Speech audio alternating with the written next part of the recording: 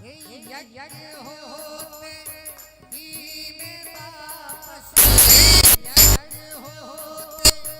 ही में वापस आओगे दीजिए आज्ञा पिता घर जाओगे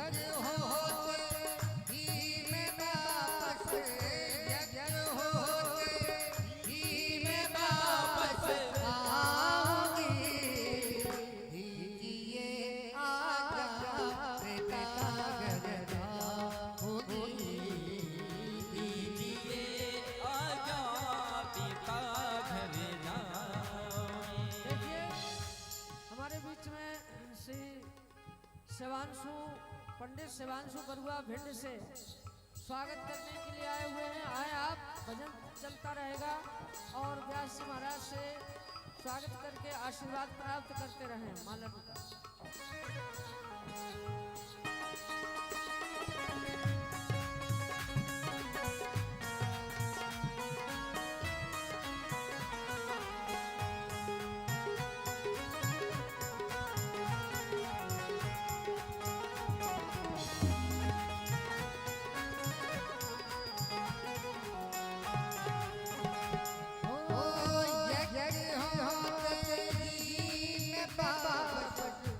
यज्ञ होते ही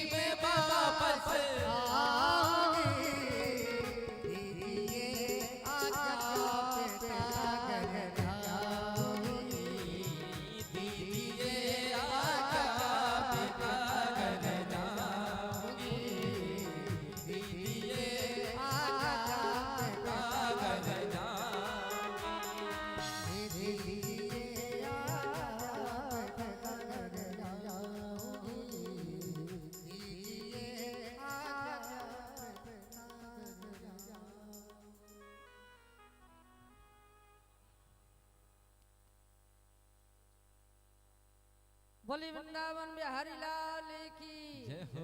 देखिए श्री पंडित जी के छोटे से बालक, इनका नाम है सूर्यांश बरुआ, और इनको हम कहते कृष्णा। तो कह रहे थे कि महाराज जी मैं अब माला पहराऊंगी, व्यास जी को मैं पहराऊंगा। आपने चलो ठीक है, आइए आप कथा और स्वागत होता रहेगा। बहुत बहुत आशीर्वाद व्यासपीठ से। आप ताली के साथ में जोरदार स्वागत करेंगे। ऐसी बुद्धि संस्कार ऐसे बच्चों के और ऐसे हमारे भक्तों के बने रहें जो सत्कर्म में सम्मिलित होकर के और अपना कुछ अर्जित धन भी पुण्य में लगाते रहें। आइए कथा भी श्रवण करते चले। बोल कृष्णचंद्र भगवान की जय हो। बोल वृंदावन बिहारी लाल की। ऊंचे हाथ करके जरा जय जय श्री राधे श्याम। बोलिए भागवत महापुराण की, शंकर भगवान की।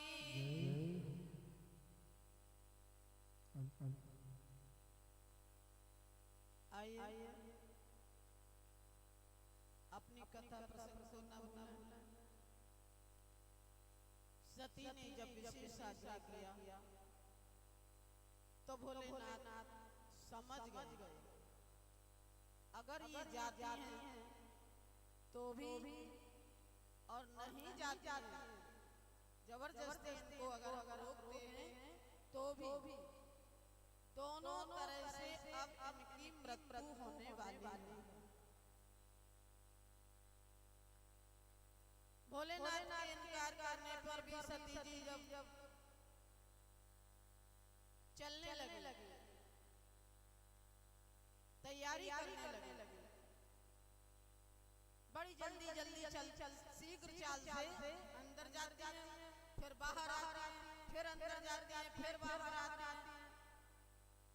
जब शरीर में क्रोध छा जाता है तो अधिकतर व्यक्ति यही करता है, क्रोध के मारे अंदर बाहर होता है। तो सती जी जब जाने की तैयारी करने लगी तो भोलेनाथ ने धीरे से नंदी से कहा कि देखो ये जा रही है और जा रही है तो ये लौट के आने वाली नहीं है, इसलिए एक काम करो। बोले क्या?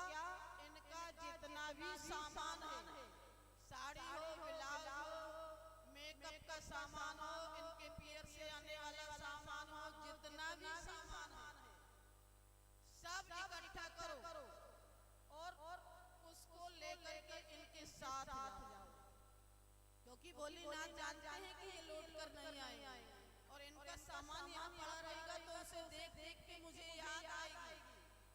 इसलिए नंदी से कहा इनका श्रृंगार का जितना सामान है, जितने वस्त्र हैं, जितने अलंकार हैं, भूषण हैं, सब एक कोठरी में बांध करके लेकर के इनके साथ जाओ, अकेला मत जाना। नंदी ने वही किया। सती जी दक्ष की यज्ञ में पहुंची और जैसे ही पहुंची तो तुलसीदास महाराज लिखते हैं, पिता भवने जब कही भगवान,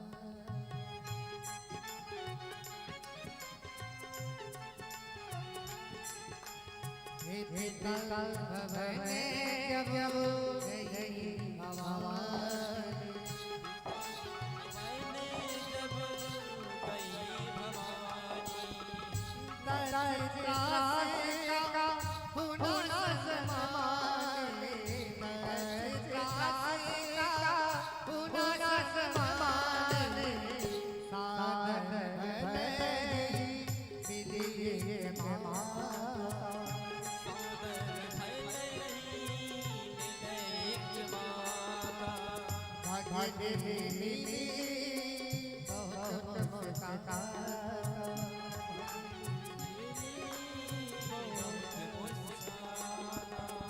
सागर भले मिलिए माता, सागर भले मिलिए माता, भगत मिली बहुत मुस्काता, भगत मिली बहुत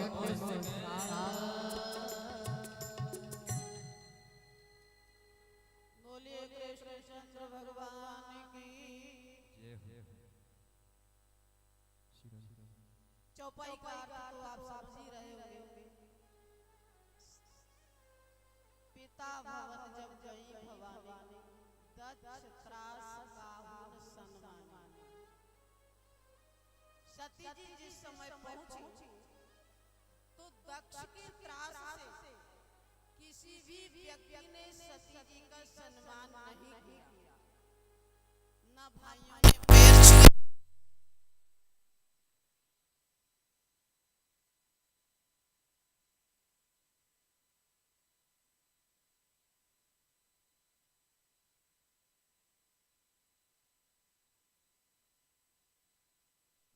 माँ का हृदय एक ऐसा होता है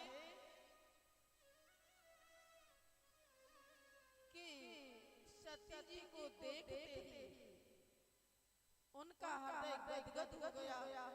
अपने हृदय से लगा करके, अपने गले से लगा करके उनकी पीठ पर हाथ फेरते हुए कहने लगी, बेटे हमारी समस्त बेटियां आ गई थी, परंतु एक तेरे न आने से मेरा मन इस यज्ञ में नहीं लग रहा था। तुम्हारे पिता दक्ष ने किसी कारण तुम्हें त्यागा हो, परंतु मेरे हृदय का टुकड़ा, मेरे कलेजे का टुकड़ा तेरे न आने से मेरा हृदय बहुत दुखी था। सती को हृदय से लगाया, लेकिन वहीं सती जी की अन्य बहनें भी खड़ी हुई हैं। तो आप जानती हो बहनें अगर बहन अच्छी पोस्ट पर है, जीजा जी अच्छी पोस्ट पर है, तो बड़ी गले लगाती हैं, हंस के मिलती हैं, मधुर भाषा बोलती हैं। और कोई हीन स्थिति है तो वही बहनें भगिनी मिली कैसे मुस्कुराते हुए एक दूसरे की तरफ इशारा करते हुए आ गए। कैसे? बिना बुलाए, क्योंकि इन्हें पता है कि पिताजी ने पत्र नहीं दिया है, सूचना नहीं की है, इनको छेक दिया है। तो बहनें मिल तो रही हैं, परंतु मन मुस्कुराती हुई एक दूसरे की तरफ इशारा करती हुई और व्यंग कसती हुई सती जी से कहती है, दीदी आ गए? जीजा जी आए नहीं? शायद समाधि में चले गए होंगे, नहीं आए होंगे तो चलो पूर्णाहुति तक आ जाएगा, भंडारे तक आ जाएगा, कोई बात नहीं। पत्र तो पहुंच गया होगा आपके पास। पिताजी ने हमें तो ऐसी खबर कर दी थी तो चले आए, लेकिन आपके पास तो पिताजी पत्र लेकर के गए होंगे ना। सती जी समझ गई कि यह हमारी सब बहनें हमारे ऊपर व्यंग कस रही हैं। इसलिए सती जी ने क्या किया कि बहनों ने जो उपहार दिया, माँ ने जो उपहार दिया, उसको स्वीकार कर दिया। सती जी समझ गई कि कुछ न कुछ विशेष कारण है जो इस तरह से हमारी बहनें मिल रही हैं। चलो पहले यज्ञ में पहुंचूं और यज्ञ में जाकर के देखूं कि मेरे पति भोलेनाथ का स्थान है कि नहीं। सती जी जैसे यज्ञ में पहुंचती हैं, भोलेनाथ का स्थान ना देख करके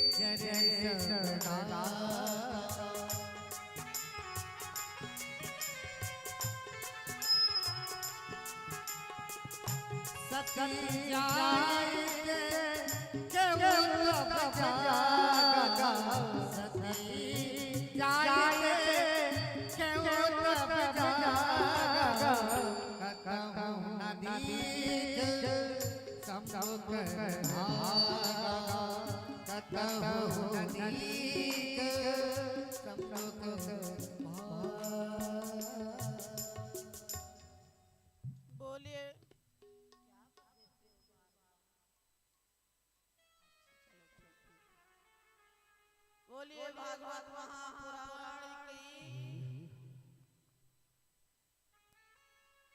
सती जी जैसे ही यज्ञ मंडप में प्रवेश करती हैं तो देखते हैं कि शंकर जी का कोई स्थान नहीं, और शंकर जी का स्थान ना देख करके सती जी के नेत्र एकदम लाल हो गए, शरीर रोमांचित हो गया। तब चित चढ़े जो शंकर कहे, अभी तक सती जी के दिल दिमाग पर ये बात नहीं चढ़ी थी कि हमारे पतिदेव भोलेनाथ क्या कह रहे हैं। उन्हें केवल एक धन थी पिता के यहाँ जाने की, लेकिन जब शंकर जी का स्थान ना पाया तो एकदम उनके दिमाग में आया कि भोलेनाथ हमें इसीलिए रोक रहे थे। तुरंत अपना पिता दक्ष के ऊपर टूट पड़ी। दक्ष से कहने लगी, दक्ष जो शंकर समस्त जगत को प्रिय है, जिनको हम नीलकंठ कहते हैं, मैं कैलाश पर्वत पर जाती हूँ और भोलेनाथ मेरा स्वागत करते हैं और वाणी से कहते हैं कि आइए दक्ष कुमारी, तो मुझे दक्ष कुमारी सुनने में लज्जा महसूस होगी। आप उनके विरोधी हैं, इसलिए सती जी उसी यज्ञ मंडप के नीचे बैठ करके उत्तर दिशा को अपना मुख करके योगाग्नि के द्वारा अपने शरीर को भस्मीभूत करने लगी। शंकर द्रोही, ब्राह्मण द्रोही, यज्ञ का द्रोही दक्ष ने सती जी को रोका नहीं। सती जी ने योगाग्नि में अपने शरीर को भस्म अस कहे योगी जगत जारा, अस कहे योगी, अस कहे योगी जगत जारा, भयो सकल महा, अस कहे योगी जगत जारा, भयो सकल महा, भयो सकल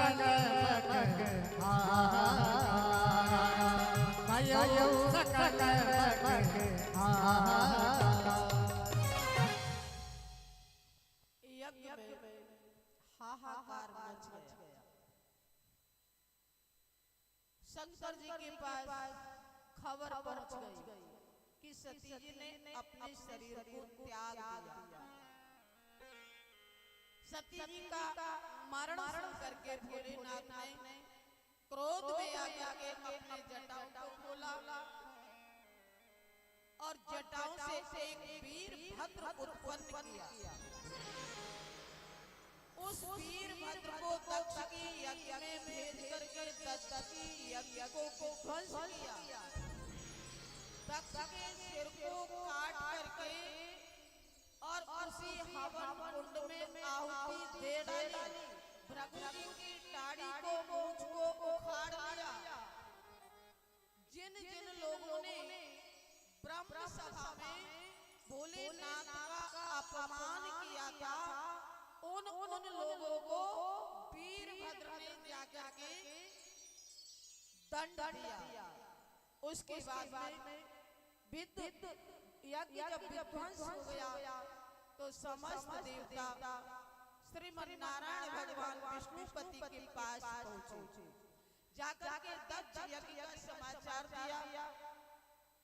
विष्णु भगवान ने कहा, देवताओं तुमने बहुत बड़ी गलती की जो भोलेनाथ को यज्ञ में स्थान नहीं दिया। अब उनकी जो विभूतियां हैं, उनकी जो शक्तियां हैं, उनको आप क्या हम भी नहीं जानते।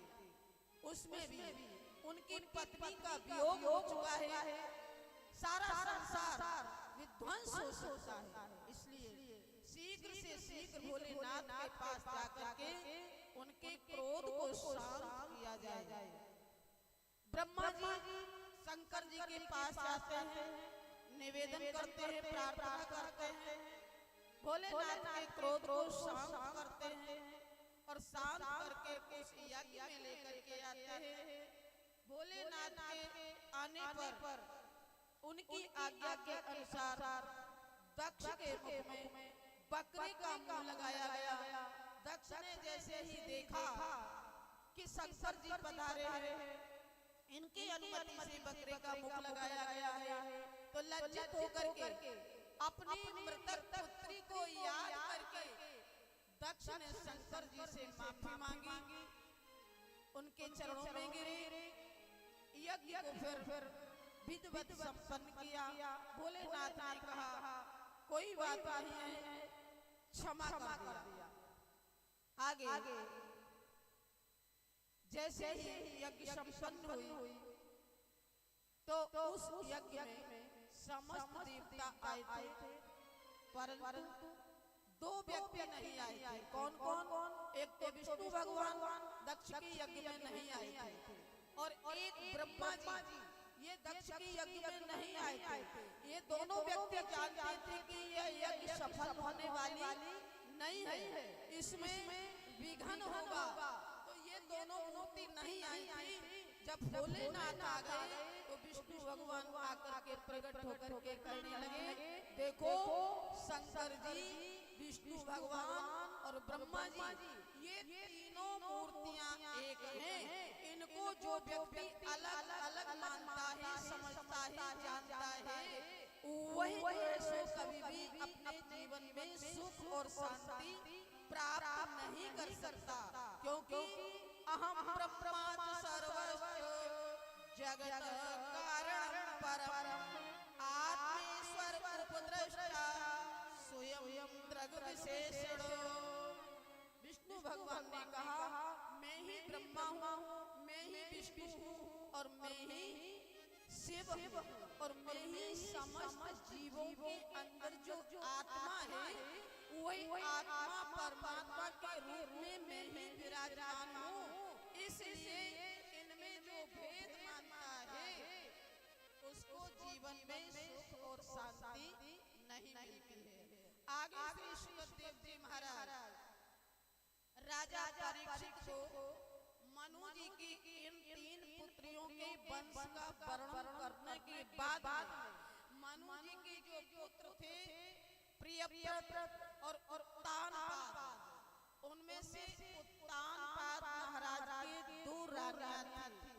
एक का नाम था सुरुचि और दूसरे का नाम था सुनीति। सुरुचि उसे कहते थे जो अपनी रुचि से हर काम को करे, और सुनीति उसे कहते हैं जो सुंदर नीति के अनुसार चले। तो राजा प्रिय उत्तानपाद थे वो सुरुचि को ज्यादा चाहते थे, सुनीति को उतना नहीं चाहते थे जितना यानी कि सुरुचि को चाहते थे। सुनीति का जो पुत्र था ध्रुव, उसको भी इतना नहीं चाहते थे जितना उत्तानपाद को चाहते थे, यानी सुरुचि के पुत्र को।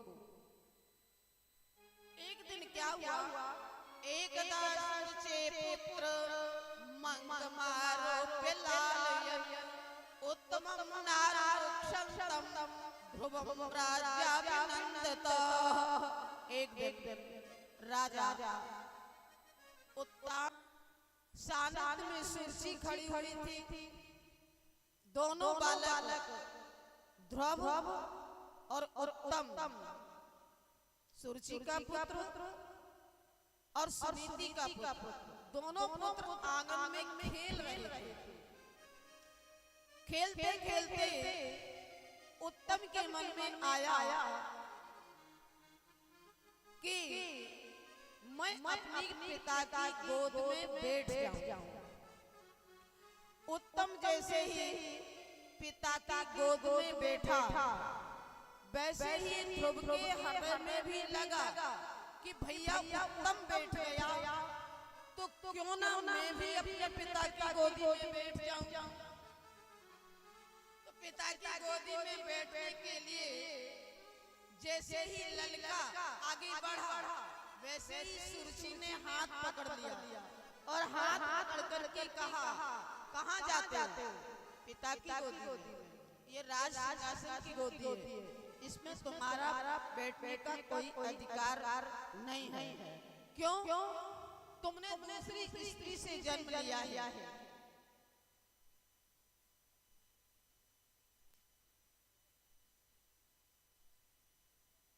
बोलिए कृष्णचंद्र भगवान की।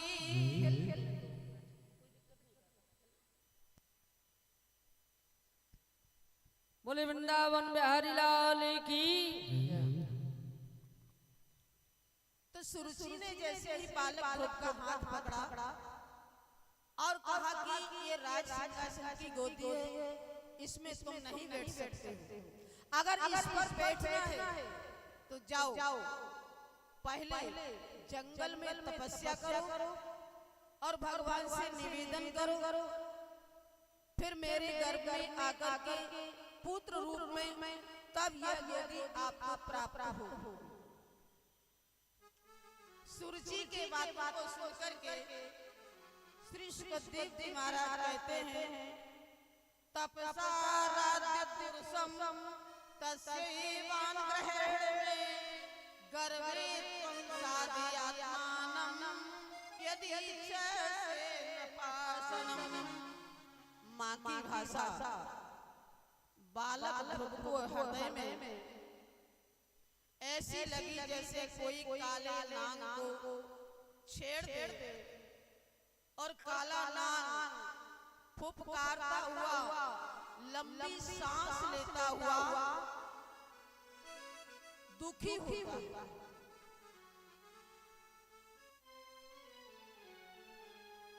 बालक ध्रुव तुरंत ही पिता का घर छोड़ करके महल से बाहर निकलता है और जैसे ही बाहर निकला वैसे ही अपनी माँ सुनीति जो गौशाला में रहती थी वहां पहुंचा। सुनीति ने अपने पुत्र बालक ध्रुव को आते हुए देखा कि मेरा बालक ध्रुव दौड़ता हुआ लड़खड़ाता हुआ, इसका लाल चेहरा है, नेत्रों में आंसू भरे हुए हैं, चला आ रहा है। माँ ने ध्रुव को तुरंत ही दोनों हाथों से उठाया और अपने हृदय से लगा लिया। जमाने में ममता की कीमत न होती अगर न होती, अगर न होती।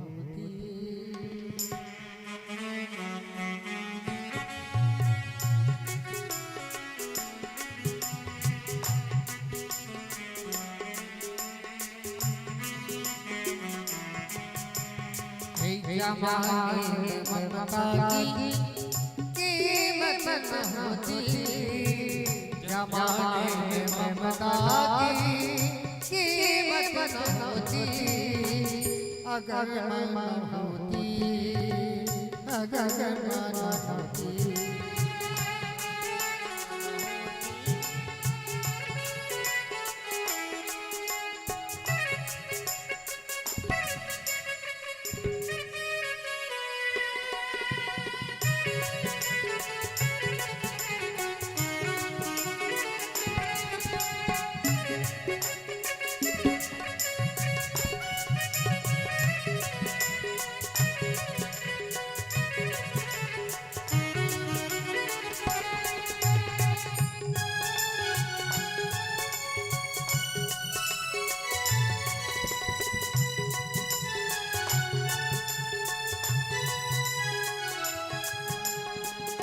दुनिया में ममता की पहचान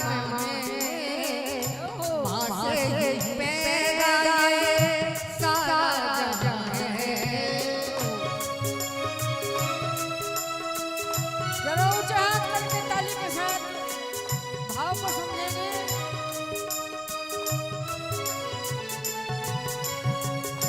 दुनिया में ममता की माँ से पैदा ये सारा जहां है। मानव के जीवन की चलती न ज्योति, मानव के जीवन की चलती न ज्योति अगर न होती, अगर न होती।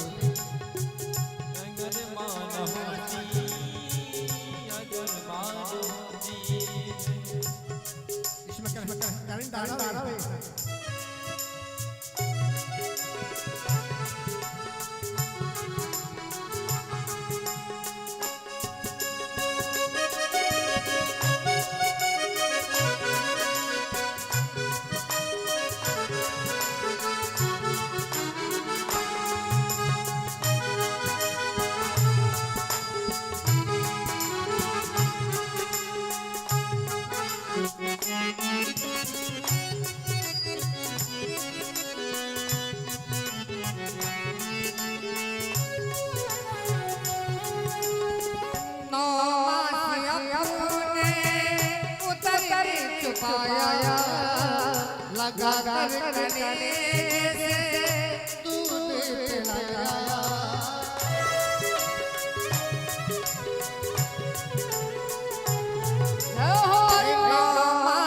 अपने उतर कर छुपाया लगा कर कने से दूध पिलाया सूखे में डुला कर खुद सूखे में डुला कर खुद सूखे में सूखे में डुला कर खुद गीले में अगर न होती अगर न होती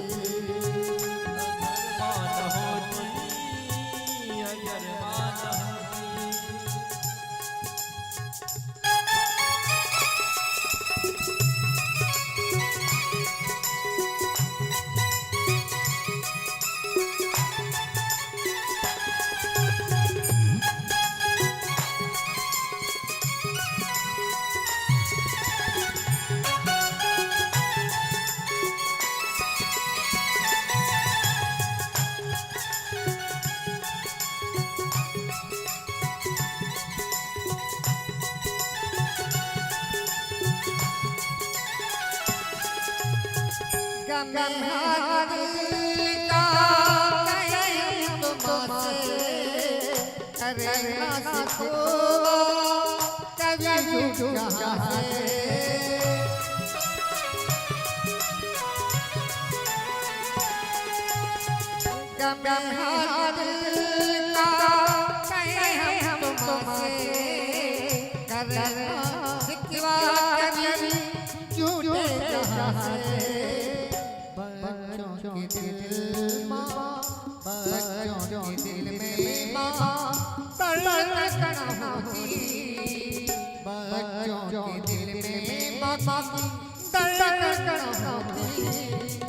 अगर माँ होती अगर माँ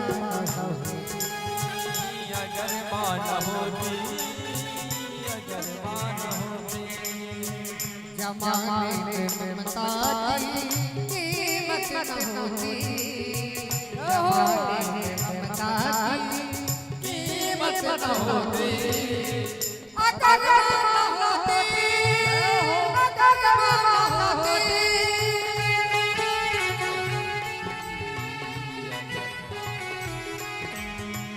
अगर माँ होती अगर माँ होती अगर माँ होती अगर माँ होती बोली वृंदावन बिहारी लाल की आज ऊंचे हाथ करके उस माँ रासेश्वरी की शरण में जाएंगे। ऊंचे हाथ करके जोश और होश के साथ में जय जय श्री राधे जय जय श्री राधे श्याम।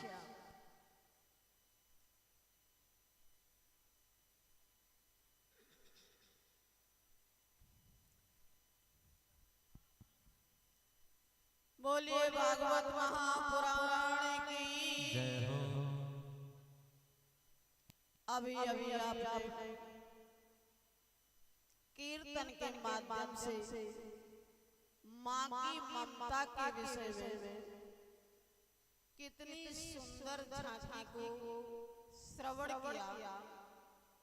माँ की जो ममता होती है बड़ी अनूठी हुआ करती है। बालक ध्रुव को जैसे ही आते हुए देखा उठाया हृदय से लगाया उसकी पीठ पर हाथ फेरते हुए पूछ दिया बेटा क्या हुआ किसी ने कुछ कह दिया है क्या।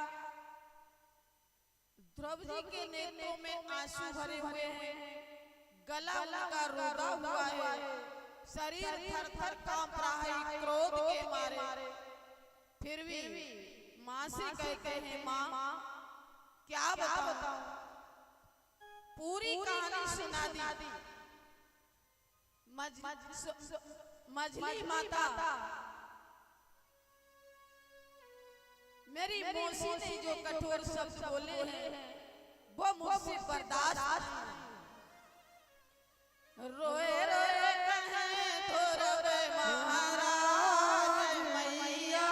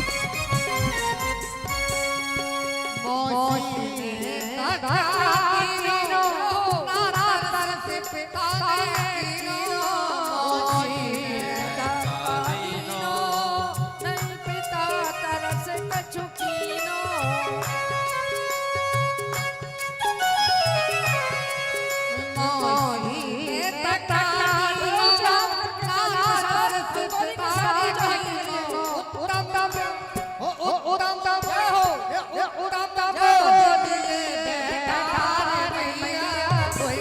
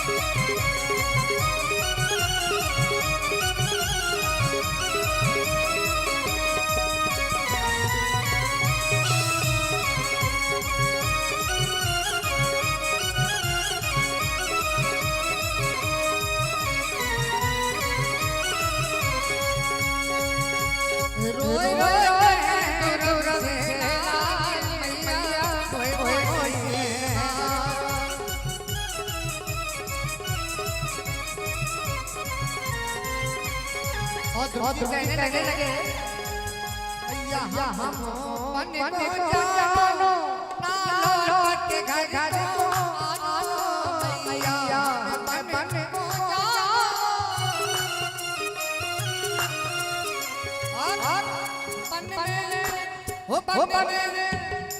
बने करे तपस्या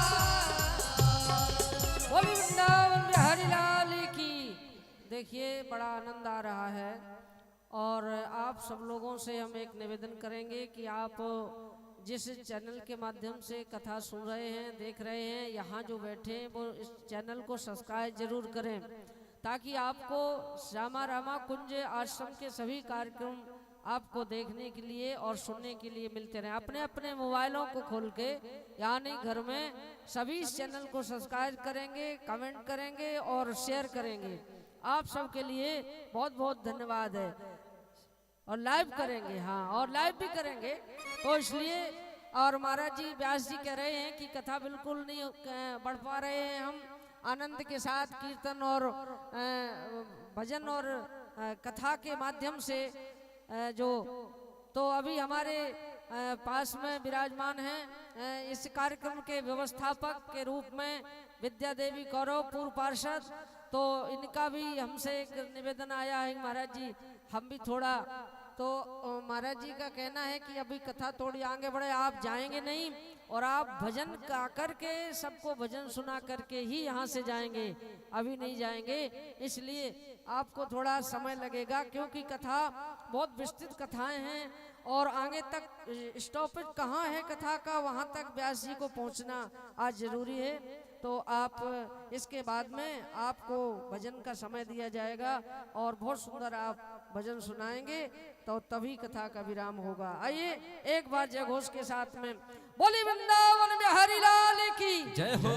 ऐसे नहीं आप मत बोलो, आप बोलते हो तो जी है कर देती है इसलिए आपकी आवाज तेज हो जाती है। इनका देखें ये कितना बोलती हैं। हमारे सभी भाई बंधु माताओं जोश और होश के साथ में आप जयकारा लगाएंगे बोलिए भागवत भगवान की। पीछे वाली माताएं अभी कमजोर हैं। बोलिए व्यास जी महाराज की, परीक्षित जी महाराज की। और बगल वाले कह रहे हम बच गए, सामने वाले महाराज जी खड़े हैं हम तो बच गए। इसलिए सभी हाथ उठा करके दाएं बाएं आगे पीछे जो बैठे हैं बोलिए परीक्षित जी महाराज की, शंकर भगवान की, सब संतन की, सब भक्तन की, सब विप्रन की जय जय श्री राधे।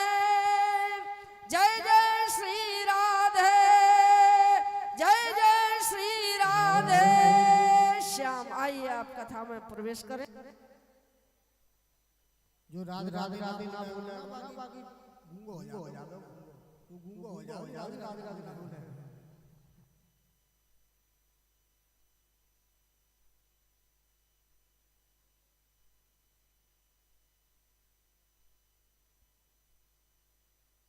बोलिए कृष्णचंद्र भगवान की और जोर से बोलिए बाके बिहारी लाल की।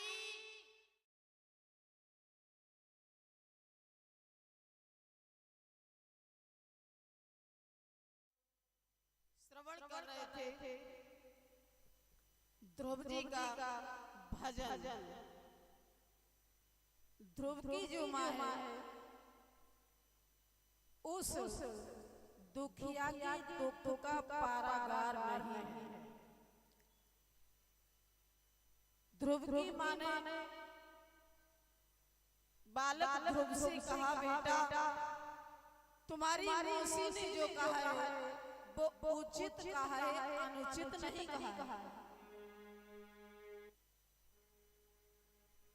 क्योंकि तुम्हारे दादा मनु और परदादा ब्रह्मा जी इन दोनों ने परमात्मा की आराधना करके, परमात्मा की भक्ति करके परम पद परम पिता परमात्मा की गोदी में पहुंचकर लौकिक और अलौकिक सब सुखों को प्राप्त किया है।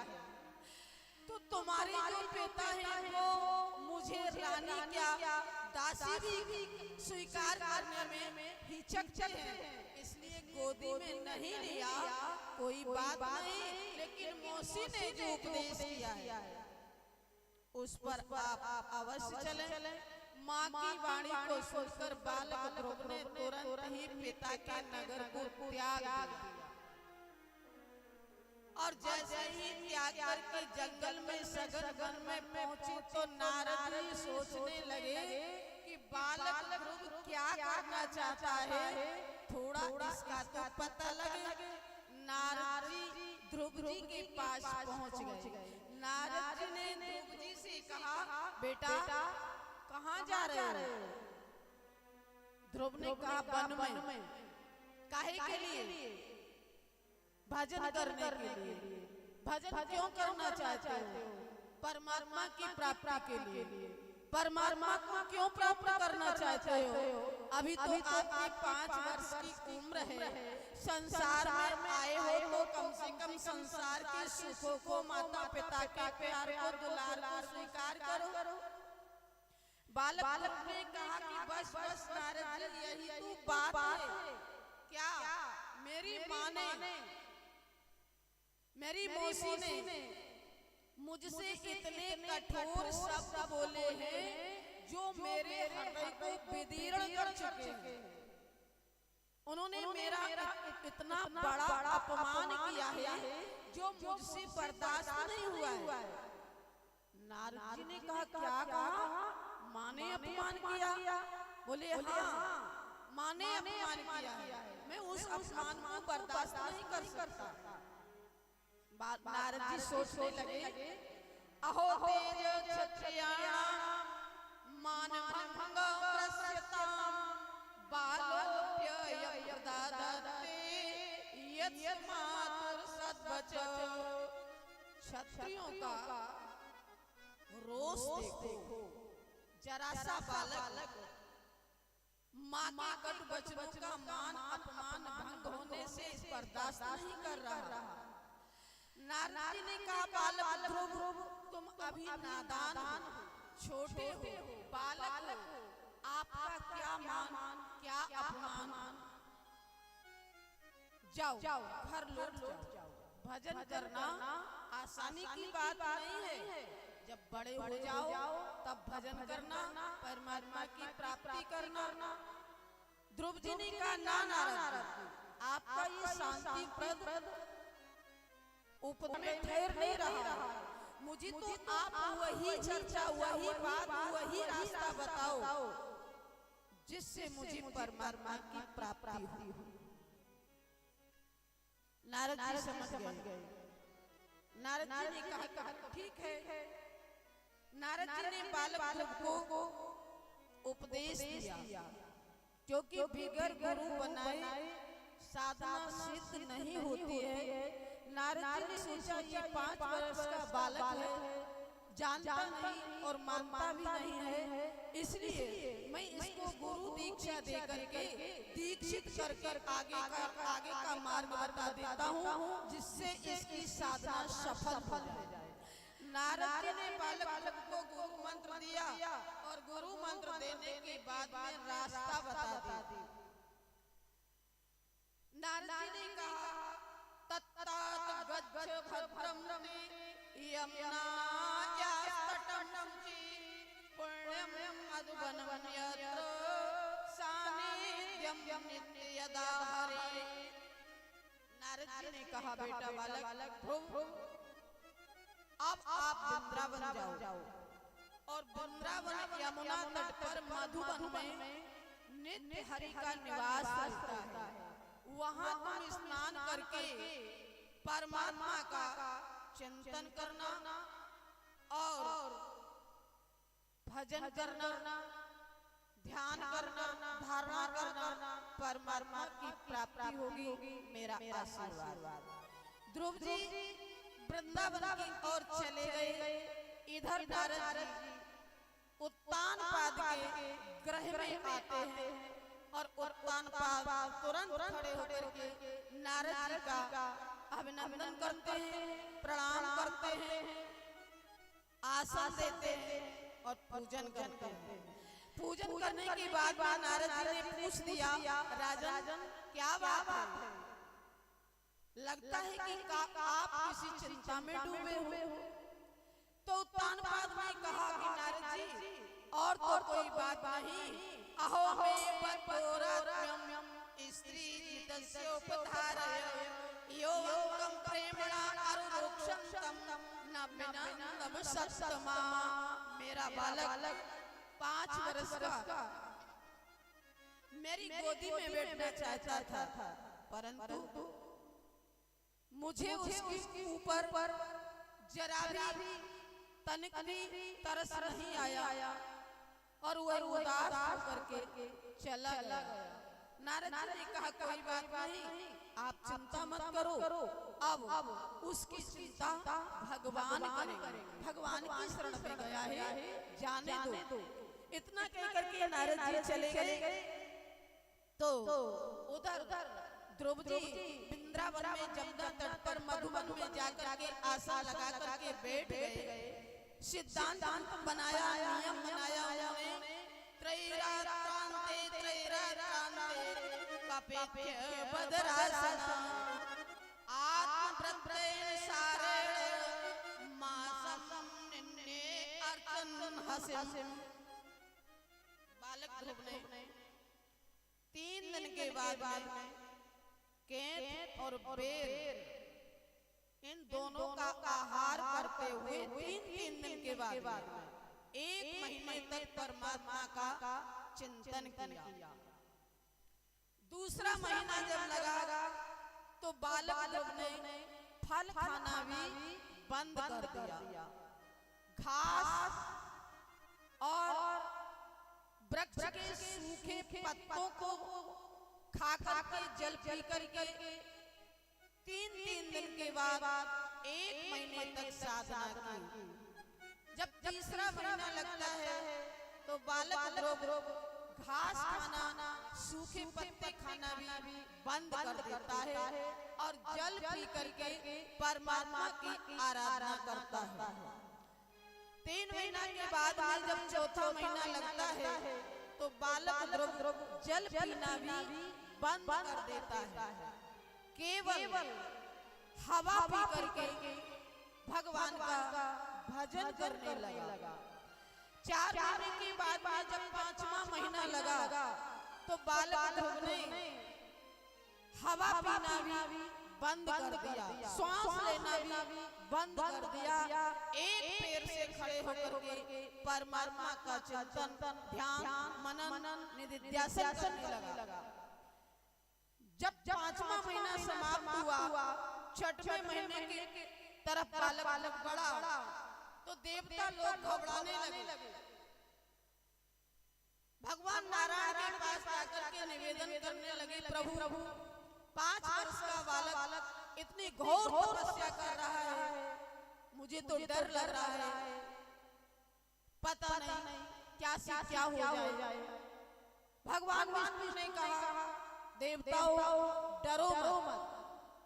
देवताओं ने बालक ध्रुव को नाना प्रकार से डराया, उसकी माँ का भेष बनाकर माँ की आवाज लगाई, बेटा मैं बहुत दुखी हूँ। लेकिन बालक ध्रुव ने फिर भी कोई परवाह नहीं की। तब परमात्मा देवताओं को आश्वासन देते हुए वृंदावन में आकर के बालक ध्रुव को दर्शन दिया। बालक ध्रुव से कहा, बेटा अब तुम अपने नगर के लिए लौट जाओ, जब आपकी मृत्यु होगी तब आप मेरे धाम में आ जाओगे। बालक ध्रुव अपनी साधना को सफल करके वृंदावन से जब अपने नगर में लौटा तो पिता उत्तानपाद ने तुरंत ही ध्रुव जी को अपने राज्य सिंहासन पर बैठा करके उत्तराधिकारी बना करके जंगल के लिए प्रस्थान किया, परमात्मा का चिंतन किया और परम पद को प्राप्त किया। इधर बालक ध्रुव ने अपने पिता के राज्य को 36,000 वर्ष तक चलाया। उन्हें एक दिन पता चला कि मेरा भाई उत्तम वन में शिकार खेलने के लिए गया था, तो यक्षों ने उसका वध कर दिया। भाई का बदला लेने के लिए ध्रुव जी ने हिमालय में जाकर के नागों की नगरी है जहाँ यक्षों का निवास है, जहाँ वहाँ जाकर के यक्षों से युद्ध किया और हजारों अरबों यक्षों का विनाश किया। ब्रह्मा जी ने आकर के निवेदन किया, उनके कहने से ध्रुव जी ने उस युद्ध को समाप्त किया। समाप्त करने के बाद में जब बालक ध्रुव की मृत्यु आई, मृत्यु का समय आया, तो भगवान के पार्षद आते हैं और पार्षद आकर के बालक ध्रुव से कहते हैं कि 5 वर्ष की अवस्था में अपनी साधना के द्वारा आपने विष्णु लोक की प्राप्ति कर ली थी। अब आपका समय आ चुका है, उम्र पूरी हो चुकी है, हम भगवान के पार्षद हैं, आप इस विमान में बैठो और वैकुंठ के लिए चलो। बालक ध्रुव ने जैसे ही उस विमान पर बैठने की इच्छा की, वैसे ही सामने से मृत्यु देवता आ गए। उन्होंने कहा कि मेरा बगैर स्पर्श किए कोई भी संसार से प्राणी नहीं जाता है, इसलिए बालक ने काल के सिर पर पैर रख करके उस विमान पर चढ़ करके विष्णु धाम के लिए प्रस्थान किया। उसके बाद बालक ध्रुव के ही वंश में एक राजा होते हैं अंग, बड़े धर्मात्मा थे, लेकिन अंग का जो पुत्र था बेन, वो बड़ा अधर्मी था। अपने पुत्र के अन्याय से, अपने पुत्रों के अधर्म से दुखी होकर के जंगल चली गई और वहां जाकर के परमात्मा का भजन करने लगे। इधर अंग ने अपने पिता के गद्दी पर बैठ करके अपने हिसाब से शासन करना चालू कर दिया। बेन के राज्य में यज्ञ, भजन, संत, ब्राह्मण सभी दुखी रहने लगे। जब दुखी रहने लगे तो ऋषियों ने एक दिन अपनी हुंकार से बेन को मार डाला। बेन जब मर गया तो बिना राजा की प्रजा हो गई, और जब बिना राजा की प्रजा हो जाती है तो प्रजा में अराजकता फैल जाती है। इसलिए ऋषियों ने उस बेन की जान का मंथन किया और उस मंथन को करने से एक बालक का जन्म हुआ। जिस बालक ने जन्म लेते ही ऋषियों से कहा, क्या कहा कि हे ऋषिवर, अब आप मेरे रहने के लिए जगह बताइए। ऋषियों ने कहा, निशीत बैठ जाओ। संस्कृत में निशीत को कहते हैं बैठ जाना। बोले बैठ जाओ। उस बालक ने अपने पिता अंग के जितने भी पाप थे अपने ऊपर ले लिए। उस बालक को ही निषाद कहने लगे। निषाद जंगल में निवास करते हैं, लूट मार करते हैं। इधर ऋषियों ने दोबारा से अंग के भुजा का मंथन किया। अंग की भुजा से राजा पृथु का जन्म होता है। राजा पृथु का जब जन्म हुआ तो समस्त प्रजा अन्न की वजह से त्राय त्राय कर रही थी, क्योंकि अंग ने यज्ञ करना बंद कर दिया और यज्ञ बंद करते ही वृष्टि होना बंद हो गई। इंद्रदेव ने वर्षा करना बंद कर दिया तो अन्न उत्पन्न होना भी बंद हो गया। प्रजा जब त्राय त्राय करने लगी, दुखी होकर के राजा पृथु से कहने लगी कि हम भूखों मर रहे हैं, हमारे लिए उपाय। तो राजा पृथु ने तुरंत ही समझ लिया। उनको समझने में देर ना लगी कि पृथ्वी ने जितनी भी औषधियां हैं, जितना भी अन्न है, अपने आप में छिपा रखा है। राजा पृथु ने धनुष और बाण को उठाया, पृथ्वी को लक्ष्य बनाया और धनुष पर बाण चढ़ा करके छोड़ना ही चाहते थे कि पृथ्वी तुरंत ही गऊ का भेष धारण करके राजा पृथु के सामने खड़ी हो गई। उन्होंने कहा, राजा मारना मुझे बाद में, पहले मेरा निवेदन सुन लो।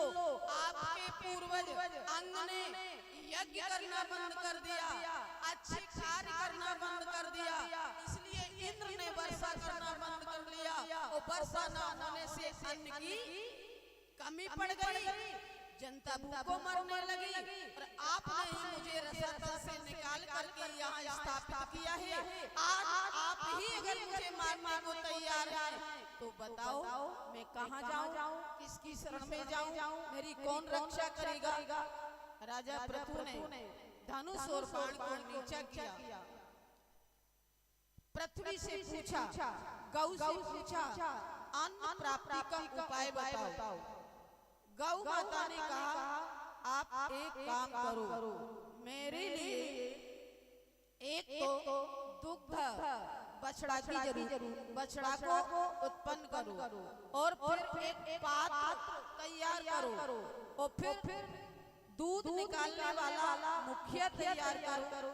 जितनी भी हमने अन्न औषधियां छिपाई हैं सब अपनी अपनी जाति के हिसाब से अपने अपने पात्रों में दोहन कर लीजिए, इसमें कोई दो राय नहीं। राजा पृथु ने हर समाज के हर जाति के मुखिया को बछड़ा बना करके और अपने अपने पात्र में अन्न और औषधियों को दोहन करने के लिए तुरंत गौ पृथ्वी जो गौ का रूप धारण किए हुए खड़ी थी, अपनी अपने औषधियों को अपने अपने अन्न को दोहन कर लिया।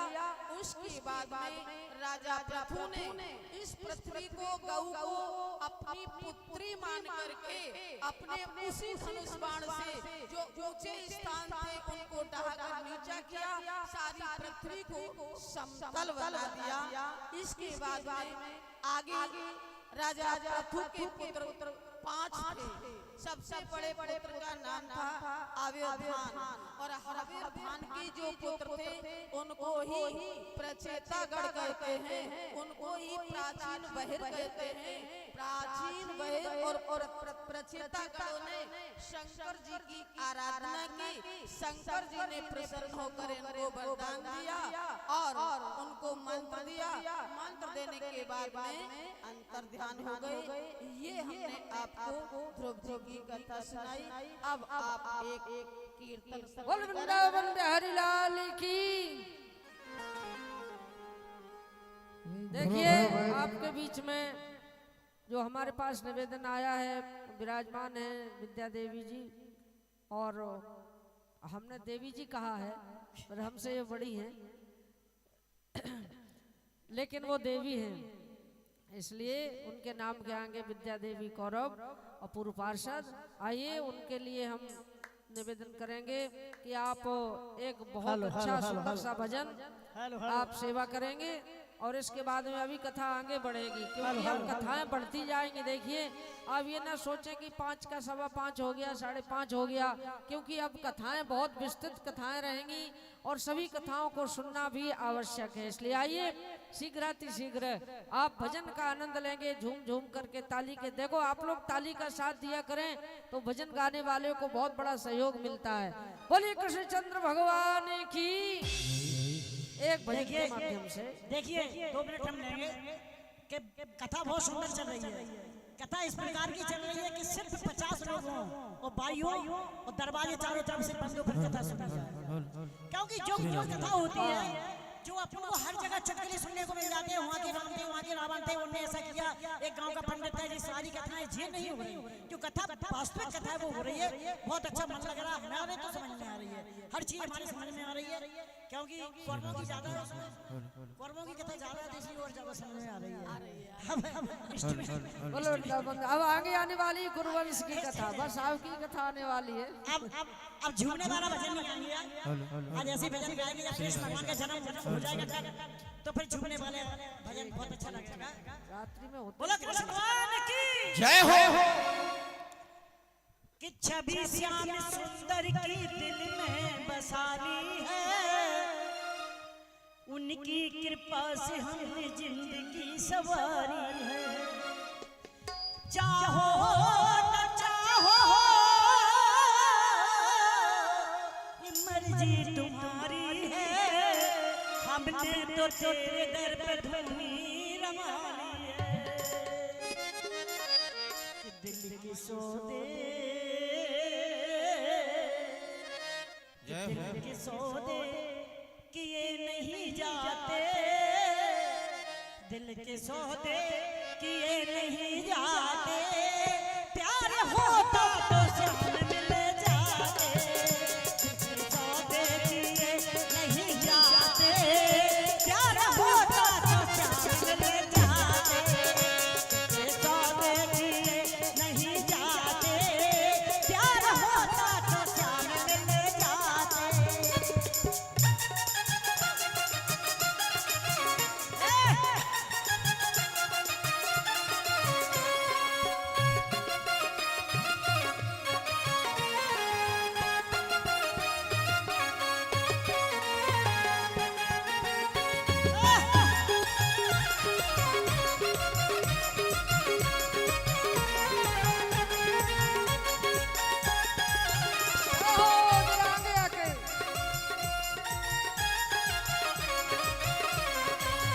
आगे आके सौदे किए नहीं जाते, प्यार होता तो श्याम मिल जाते।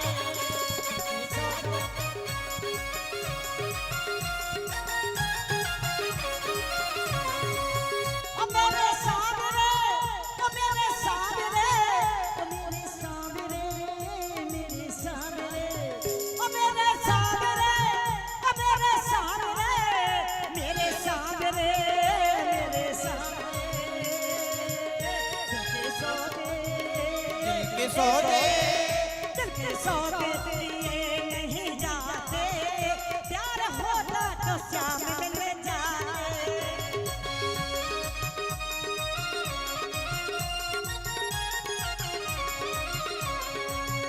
उनको मथुरा वृंदावन में देखा और गोकुल बरसाने में देखा, उनको मथुरा वृंदावन में देखा और गोकुल बरसाने में देखा, कहीं मिल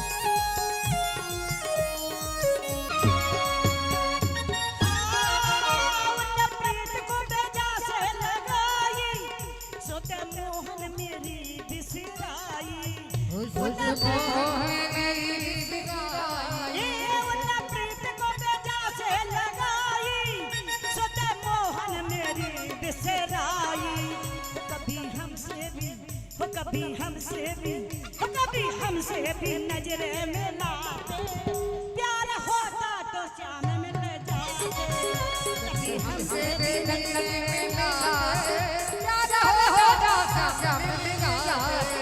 मेरे सामने मेरे सामने हो मेरे सामने मेरे सामने मेरे सामने हो मेरे सामने मेरे सामने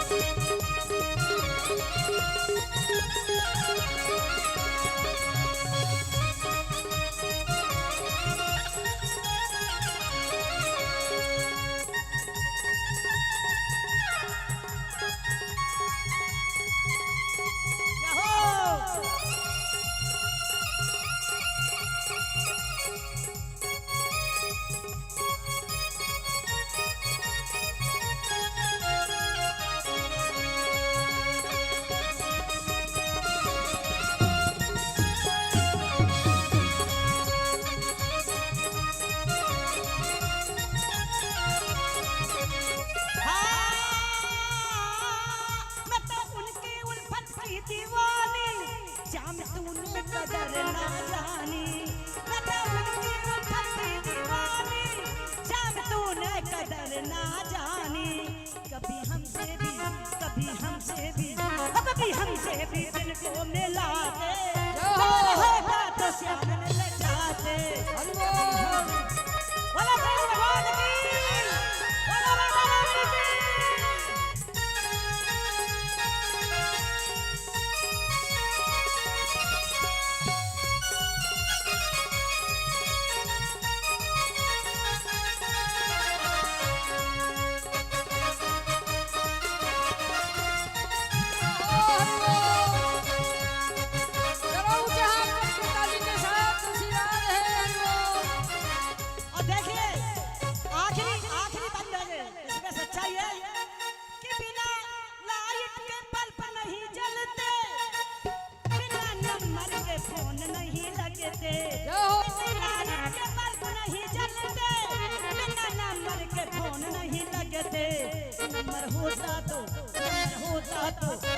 होता तो श्याम को लगाते, प्यार होता तो श्याम में जाते, नंबर होता तो श्याम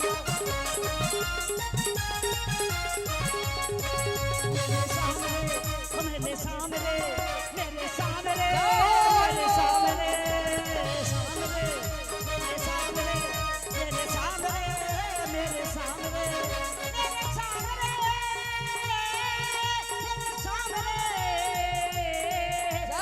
सामने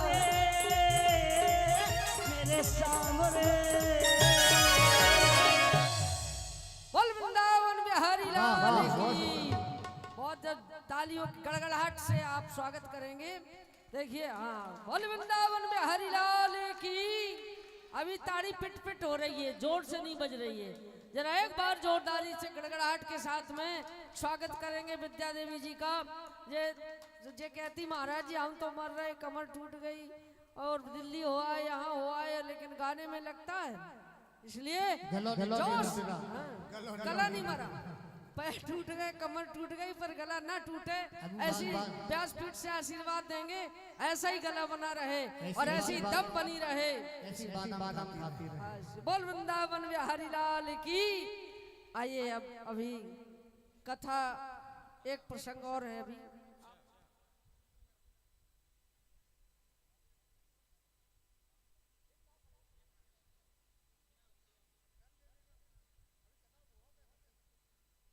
अभी एक प्रसंग छोटा सा जड़ भरत जी की कथा, क्योंकि देखो कथा बहुत विस्तार से हैं, बल्कि शॉर्ट में महाराज जी चल रहे हैं, विस्तार इतना ज़्यादा नहीं दे पा रहे समय की सीमा में। आप लोगों को सभी आनंद मिल रहा है भजन का और कीर्तन का, और आनंद के साथ में आप लोग यहाँ कथा श्रवण कर रहे हैं, इसलिए एक छोटा प्रसंग रहेगा। देखो, कोई भी उठेंगे नहीं, दूध में पानी मिल जाएगा तो पानी मिलाने वाले को पाप लगेगा, तुम्हें नहीं लगेगा। तुम भले पानी मिला हुआ खा लेना 2-4 दिन, ले अपराध उसको लगेगा। इसलिए आप लोग बैठे रहे, भले ही 10 मिनट लेट हो जाए तो घबराना नहीं। आइए जड़ भरत जी की कथा तक श्री व्यास जी महाराज पहुंचेंगे, इसके बाद में झूम झूम करके एक आप और आरती करेंगे और भजन के माध्यम से अपने पैर सीधे करेंगे। बोलिए गुरुदेव भगवान की जय जय श्री राधे श्याम।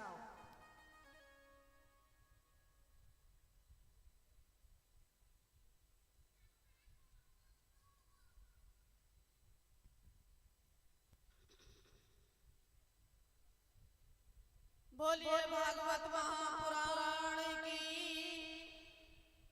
आइए कथाएं भी सुनते चलो, कीर्तन भी श्रवण करते चलो, नृत्य भी देखते चलो और संगीत को भी धारण करते चलो। चिंता न करें, 5 तो बज गया है, समय तो हो गया है, लेकिन हम अपने गंतव्य स्थान पर पहुंच जाएं, इसलिए सिर्फ 10 मिनट तक हम और बोलेंगे, उसके बाद आरती होगी। आइए श्री सुखदेव जी महाराज राजा परीक्षित से कहते हैं, प्रियव्रतो भागवत आत्मा रामा कथा मुने ग्रहे कर्मत्मन्मूल कर्मबंध पराभव। राजा पृथु के वंश में ही और मनु जी के पुत्र प्रियव्रत और उत्तानपाद। तो अभी तक आपने जो कथा सुनी, उत्तानपाद के वंश की कथा को श्रवण किया। उत्तानपाद के दूसरे भाई थे प्रियव्रत, मनु जी के पुत्र 2 पुत्र थे, दूसरे भाई थे प्रियव्रत। प्रियव्रत ने 11 करोड़ वर्षों तक राज किया है। प्रियव्रत ने सूर्य के अंधकार को दूर करने के लिए पृथ्वी की,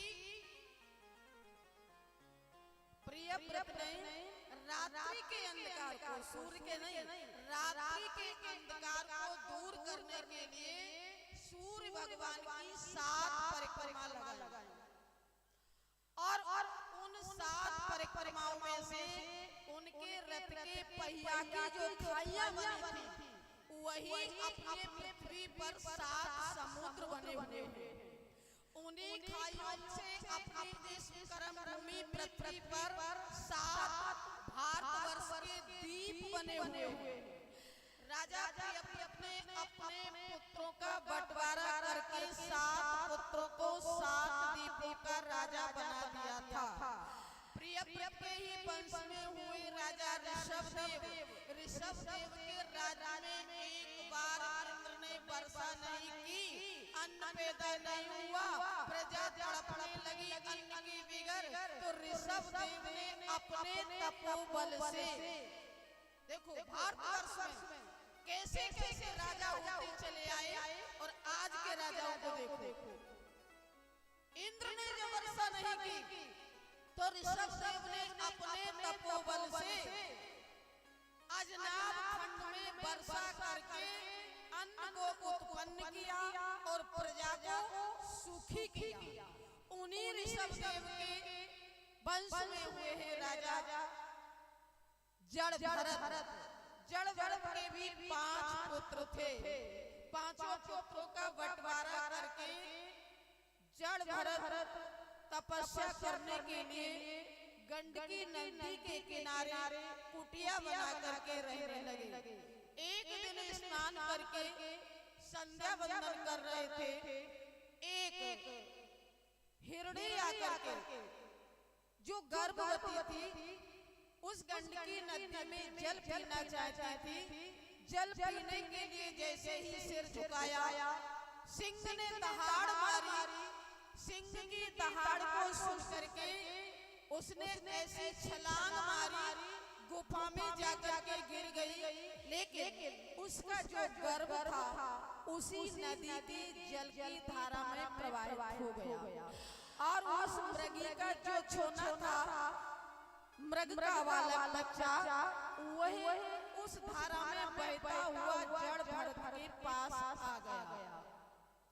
जड़ भरत ने विचार किया कि इसने अपने माता पिता का त्याग करके और मेरे पास आकर के मेरी शरण ली है। तो शास्त्रों में कहा जाता है कि शरणागत को जे तजे निज अनहित अनुमान, तेनर पामर पाप मैं नहीं बिलोकत हान। तो शरणागत में आए हुए प्राणी का त्याग नहीं करना चाहिए।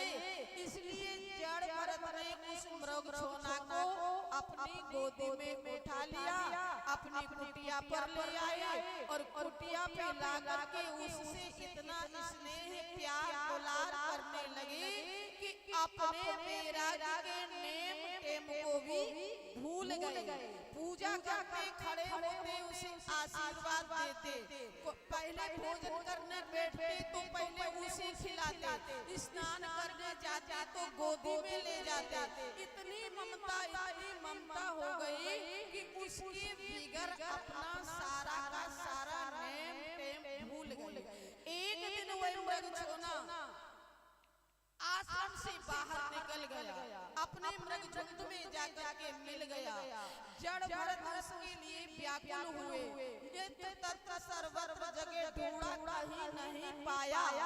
तो रात्रि होने लगी, बड़े दुखी होकर के चंद्रदेव से कहने लगे, हे चंद्रदेव, अपने शीतल किरणों से मेरे मृग छोना को ठंडाई पहुंचाना। मेरे आश्रम में कब आएगा पता नहीं। दुखी होकर के आश्रम पर आए और उन्होंने अपने प्राणों को त्याग दिया। जब अपने प्राणों को त्याग दिया तो साधारण मनुष्य की तरह से उन्हें मृग योनि मिली, क्योंकि कहा जाता है अंत गति अंतमति सुगति। प्राणासन स्थिति में जीव जिस चीज का चिंतन करता है उसी योनि में चला जाता है। तो जड़ भरत मृग छोना का चिंतन करते करते मर गए, इसलिए उन्हें साधारण रूप से मृग छोना ही बनना पड़ा। लेकिन तपस्या का साधना का प्रभाव ये रहा कि मृग योनि में भी वो अपनी साधना को नहीं भूले, उन्हें याद बनी रही, पश्चाताप करने लगे। मैं कितना बड़ा बैरागी था, त्यागी था, तपस्वी था, मृग छोना के चक्कर में मैंने अपना सर्वस्व नष्ट कर लिया। इसलिए मृग योनि को त्याग कर ब्राह्मण कुल में जन्म लिए। जिस ब्राह्मण कुल में इन्होंने जन्म लिया उस ब्राह्मण कुल में ये 9 भाई थे। लेकिन इनके जो बड़े भाई थे, क्योंकि इनके पिता के 2 विवाह हुए, पहले विवाह के 9 भाई और दूसरे विवाह के जड़ भरत और एक बहन थी। जड़ भरत मत स्थिति में रहते थे।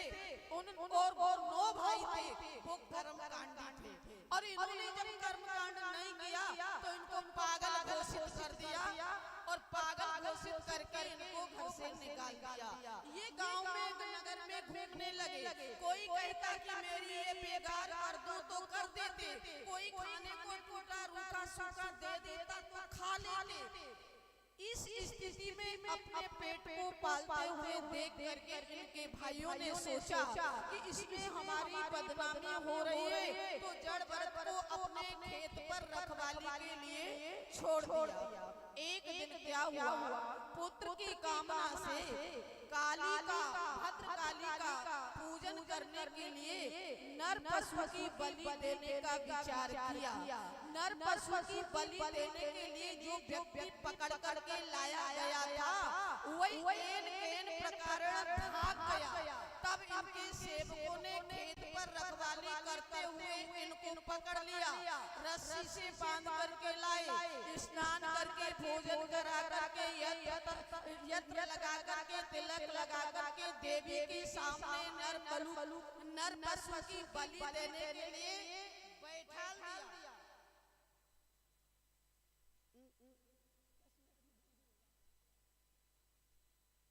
बोलिए कृष्णचंद्र भगवान की। बहन जी कह रही है जल्दी मत मचाओ, शांति से खेलो, कोई बात नहीं है। आइए, तो नर पशु की बलि देने के लिए जैसे ही इनको बैठा ला, ये अधर्म का काम था कि ब्राह्मण की नर पशु बलि देने के लिए बैठाला गया, तो उस मूर्ति में से भद्रकाली की जो मूर्ति थी जिसमें बलि देने के लिए बैठाला था, ये असहनीय अधर्म का काम देख करके देवी उस पत्थर से प्रकट होकर के खड़ी हो गई, अट्टहास करने लगी। जिस खड़ग को देवी के मंत्रों से अवमंत्रित करके रखा गया था, जिस खड़ग से भरत जी की गर्दन को काटना था, उसी खड़ग को, उसी तलवार को उठा करके देवी ने उन अधर्मियों की गर्दन को काट करके उन मुंडों से स्वयं यानी कि फुटबॉल बना करके, कंदूक बना करके खेलने लगी। और खेलते खेलते जड़ भरत को उठा करके हृदय से लगाया। जड़ भरत कुछ समझ ही नहीं पाए। उसके बाद देवी अदृश्य हो गई। एक दिन क्या हुआ, राजा रघु कपिल भगवान से ज्ञान प्राप्ति करने के लिए पालकी पे बैठ करके उनके आश्रम पर जा रहे थे। 4 कहार उनकी पालकी में लगे हुए थे। एक कहार की तबीयत खराब हो गई। कहारों के जो सरदार थे उन्होंने सोचा अब पालकी कैसे उठाई जाए, तो रास्ते में जड़ मिल गए। उन्होंने इनको पकड़ लिया। सोचा ये मोटे बहुत हैं, सुंदर भी हैं, स्वस्थ भी हैं, ये पालकी अच्छी तरह से ढो लेंगे। राजा रघु ने उनके जो कहार थे उन्होंने जड़ भर को पकड़ करके पालकी में लगा दिया। पालकी को लेकर के जैसे ही जड़ भर चलने लगे तो उनके हृदय में दया थी। नीचे देखते कोई चीटा पैर से ना दब जाए, इसलिए जीव जंतुओं को बचाते हुए चल रहे थे। और जब जीव जंतुओं को बचा करके उछलते चलते तो राजा रघुगढ़ की पालकी जो थी वो हिल जाती। राजा रघुगढ़ ने कहा कि क्या करते हो, पालकी सीधी नहीं चला रहे। 3 जो कहार लगे हुए थे उन्होंने कहा महाराज हम तो अच्छी तरह से चल रहे हैं, अभी जो नई नियुक्ति की गई है इस व्यक्ति को लगाया गया है, ये अच्छी तरह से नहीं चल रहा है। राजा रघुगढ़ ने भरत जी को अनाप शनाप कहना प्रारंभ कर दिया। उन्होंने कहा क्यों इतने दुबले पतले हो कि तुमसे पालकी नहीं चल रही, इन साथियों ने तुम्हारा कोई साथ नहीं दिया, पता नहीं क्या क्या बहुत विस्तार है। राजा रघुगढ़ ने कहा तो पहले तो जड़ भरत चुपचाप रहे, लास्ट में उन्होंने कहा राजन ये बताओ कि ये ढोने वाली जो बात है ये शरीर के लिए होती है, भार शरीर होता है। स्वामी और सेवक का जहाँ सिद्धांत होता है वहाँ बात मानी जाती है, जहाँ सेवक और स्वामी का सिद्धांत नहीं है। मैं अपनी ही स्थिति में मत जड़ स्थिति में रहने वाला और आप इसी पीस करके मुझे ताना मारते हुए ये कह रहे हो तो ये ठीक नहीं है। राजा रघुगढ़ के हृदय में कुछ ज्ञान का प्रादुर्भाव हुआ। उन्होंने जहाँ सुना कि जड़ भरत कह रहे हैं उन मत जड़ वत्स संस्ताम गदस में वीर देना अर्थ ज्ञान भवता शिक्षितेन स्तब्ध प्रभता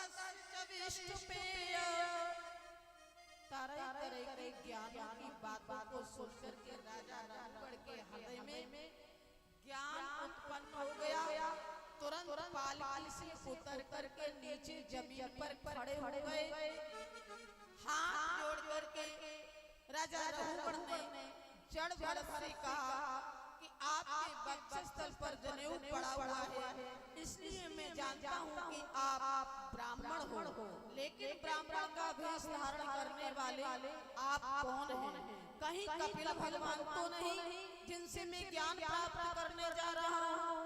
जड़ भरत ने राजा रघुवर के प्रश्नों के एक नहीं अनेक प्रश्न किए राजा रघुवर ने, और जड़ भरत ने सब प्रश्नों के उचित उत्तर दिए, और उचित उत्तर देने के बाद में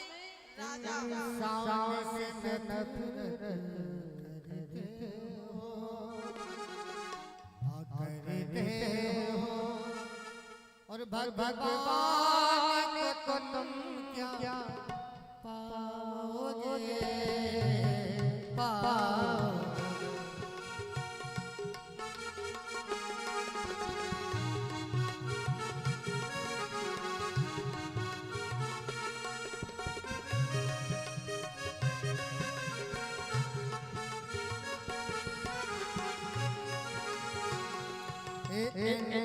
सामने करते हो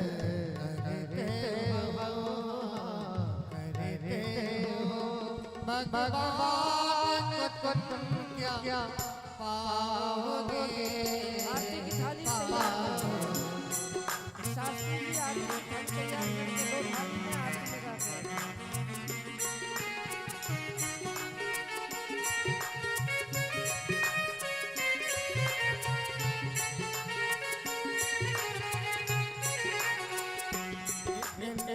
सामने को तुम अपना चाहिए, अपना चाहिए भगवान को क्या अपनाओगे, अपनाओगे।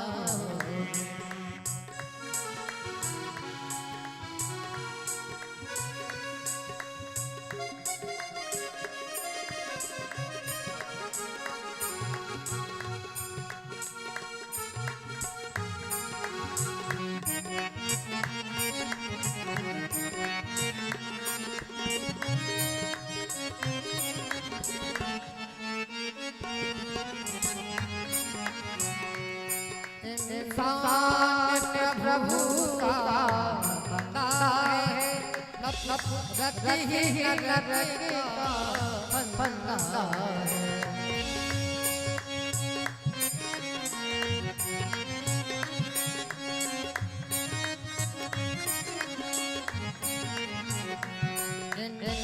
सामने को धोखा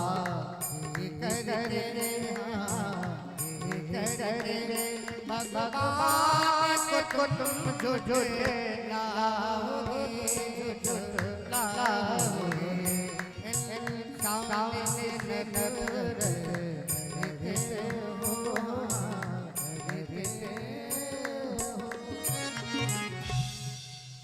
बोलिए कृष्णचंद्र भगवान की। इस तरह से राजा रघुवर ने जड़ भरत से ज्ञान प्राप्त किया, उनके चरणों में अपना मस्तक टेका और कहा कि संतों का साथ करने से ही ज्ञान की प्राप्ति होती है, भगवान की प्राप्ति होती है। राजा रघुवर जड़ भरत के चरणों में मस्तक नवा करके चले गए और जड़ भरत ने अपनी यात्रा की। आइए इन्हीं शब्दों के साथ में आज हम अपनी कथा प्रसंग को यहीं पर विराम करेंगे। आरती की तैयारी करी जाए और आगे का जो सूचना है वो अब हमारी वाणी देगी। श्री शास्त्री जी आरती की थाली तैयार करके जा देखिए। आज आपने बड़े ही सुंदर रसधारा से कथा प्रवाहित हो रही थी, आप लोगों ने अवगान किया। और कल के लिए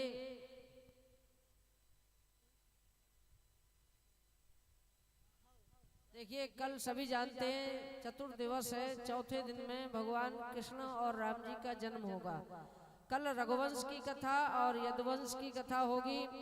तो राम जी सरकार का भी प्राकट होगा और कन्हैया का भी प्राकट होगा और बावन भगवान का भी दर्शन होगा, उनका भी अवतार होगा कल। बलि के यज्ञ में बावन भगवान का अवतार और इसके बाद में रघुवंश में राम जी का अवतार, यदुवंश में श्री कृष्ण भगवान का अवतार। कल बड़ी रसिक कथाएं हैं, आप सभी तैयारी के साथ आएंगे। भगवान कृष्ण के जन्म के दिन पीले पीले वस्त्र और पीली पीली पगड़ी बांध करके सभी तैयार होकर के आएंगे। भगवान के लिए मक्खन मिश्री रसमलाई और ठाकुर जी के लिए टॉफी बिस्कुट जो भी लगते हैं वो सभी आप लेकर के ठाकुर जी को अर्पण करेंगे और वही प्रसाद वितरण होगा। तो आइए, आरती की तैयारी होती है, आप सभी लोग एक साथ में खड़े हो जाएं। आप सभी एक साथ खड़े हो जाएं। माताएं बंधुओं थोड़ा बैठे रहे, आरती की तैयारी होती है। एक साथ में सभी माताएं जो अभी तक नहीं झूम पाई हैं, जब तक आरती की तैयारी होती है हम लोगों की, तब तक आप एक भजन के साथ में झूम करके कन्हैया को प्रसन्न करेंगे और कन्हैया के चरणों में अपना दिल और मन बुद्धि को अर्पण कर। बोल कृष्णचंद्र भगवान की। जल्दी से हेलो हेलो बोलिए बोलिए बिहारी लाल की जय हो। का है भैया बोल राधा रानी सरकार की जय हो।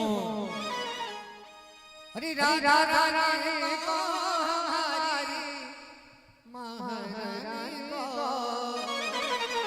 जय जय जय हो राधा रानी को हमारी महारानी को और ऊंचे हाथ झूम दोगे मिश्री गाओ मिश्री गाओ मिश्री गाओ हमारी राधा रानी को श्री जमी तो नाम हमारी राधा रानी को मिश्री गाओ हमारी राधा रानी को श्री जमी तो नाम हमारी राधा रानी को।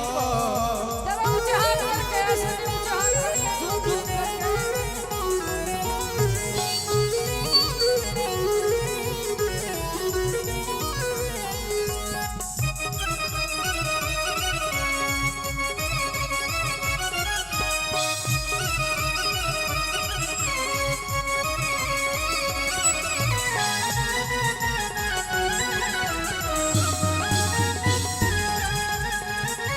जय हो।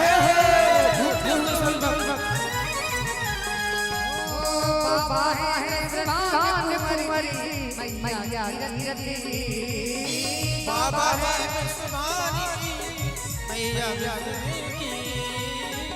आप लोग तो रहे नहीं हो, आप लोग ये कहते घूमने वाले भजन गाओ, लेकिन आप नाचो तो रोने वाले गाओ। हे बाबा है श्रीमान कुंवरी मैया रति बाबा है विश्वानी की मैया विश्वानी की।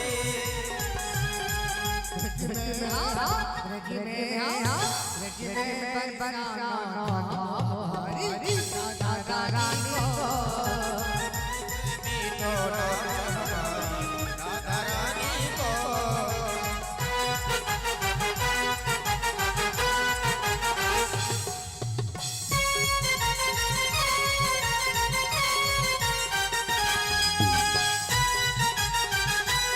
जय हो।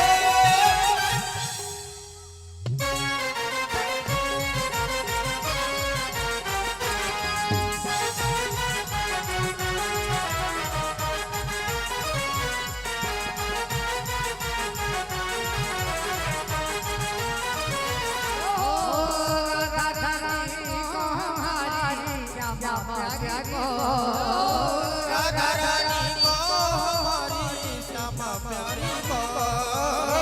राधा रानी को हमारी श्यामा प्यारी को राधा रानी को हमारी श्यामा प्यारी को। राधा रानी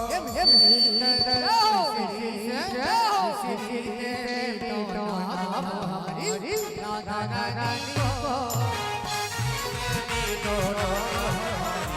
राधा रानी को। जय हो।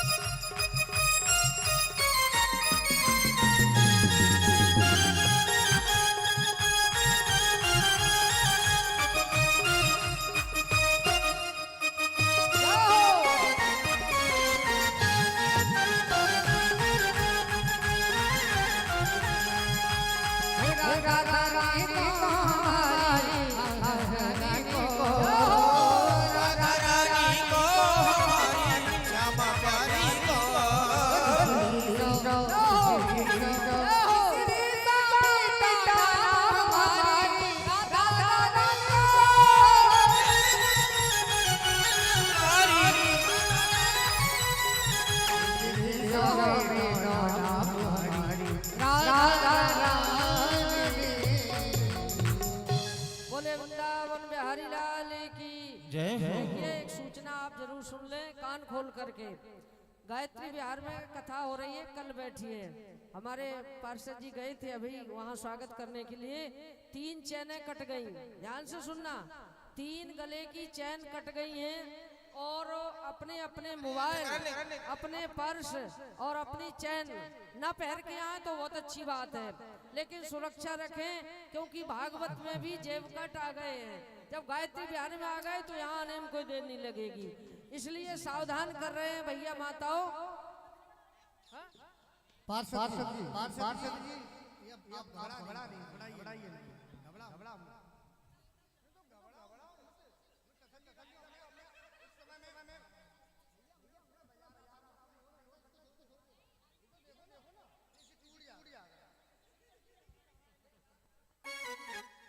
देखिए यहाँ रात्रि में भजन होते हैं, तो रात्रि में जो भी यहाँ भजन में आना चाहें वो इस भजन में सम्मिलित हों और अच्छे भजन का आनंद मिलेगा। खूब नाचो और भजन करो।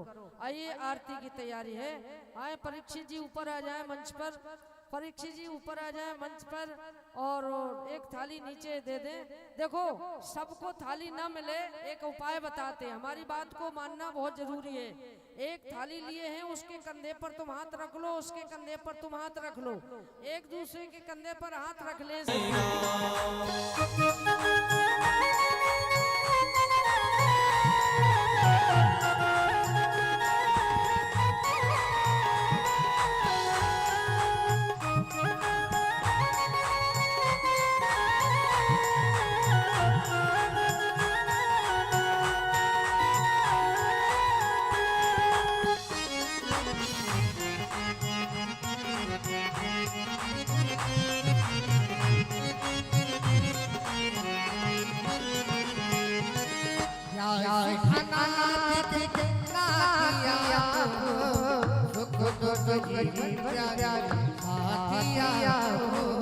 सुख दुख जीवन प्यारे साथ आप हो।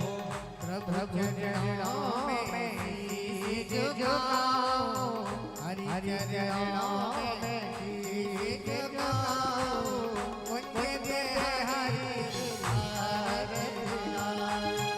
उन चरणों में शीश झुकाओ, कुंज बिहारी तेरे आरती गाओ।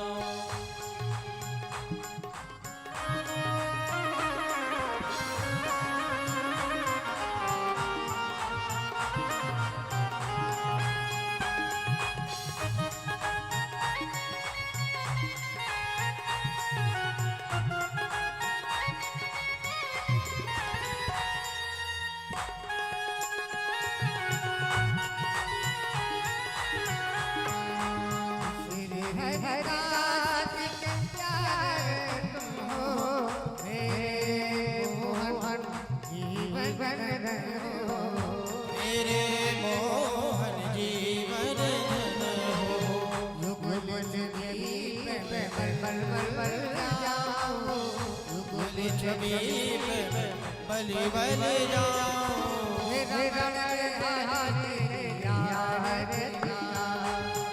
रमण बिहारी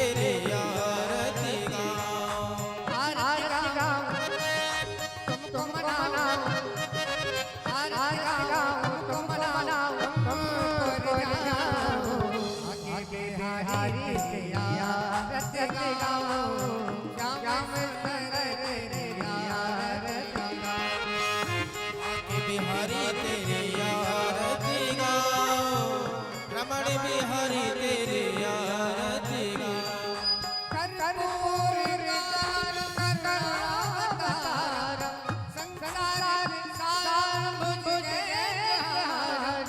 सदा वसंत हृदय और बिरते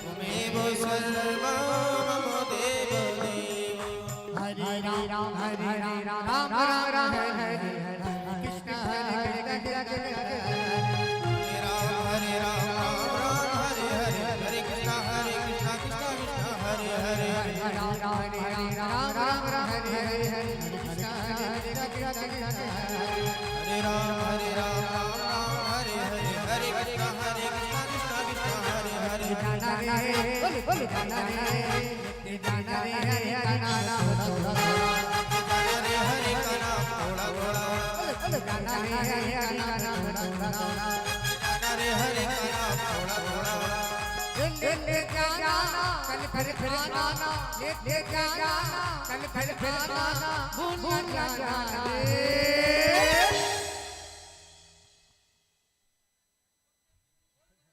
जलेन शीतलीकरणं पुष्पै